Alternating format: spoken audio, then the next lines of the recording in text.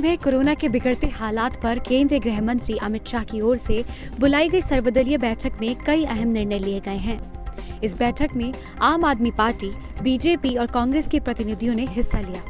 BJP की ओर से प्रदेश अध्यक्ष आदेश गुप्ता ने प्राइवेट अस्पतालों के चार्ज को फिक्स करने की मांग की।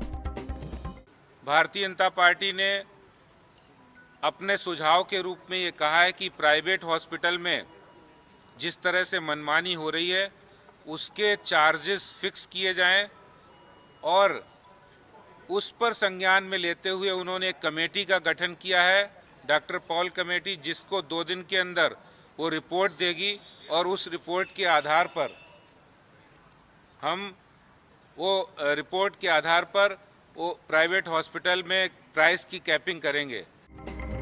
वहीं आगामी 20 जून से दिल्ली सरकार रोजाना कोरोना के 18,000 टेस्ट करेगी। इसी के साथ दिल्ली को 500 रेलवे आइसोलेशन कोच देने की भी घोषणा हुई, जिसमें 8,000 अतिरिक्त बेड होंगे। खासकर कंटेनमेंट जोन में कॉन्टैक्ट मैपिंग के तहत घर घर जाकर हर एक का हेल्थ सर्वे किया जाएगा। कुछ चीजें तय हुई हैं जो आने वाले दिनों में करने की बात कही गई है। स्टेट गवर्नमेंट के हॉस्पिटल में 1900 बेड और बढ़ाने का प्रस्ताव आया। यहाँ पे 2000 बेड सेंट्रल गवर्नमेंट के हॉस्पिटल में और बढ़ेंगे। प्राइवेट हॉस्पिटल में 1178 बेड बढ़ेंगे।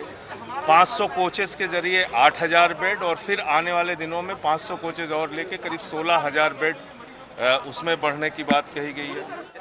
20 तारीख से टेस्टिंग 18,000 पर डे करने का लक्ष्य रखा गया, तो टेस्टिंग भी बढ़ेगा, बेड्स की भी और जो बढ़ाने की बात मैंने बताई, state government, private hospital, central government के हॉस्पिटल, उसमें।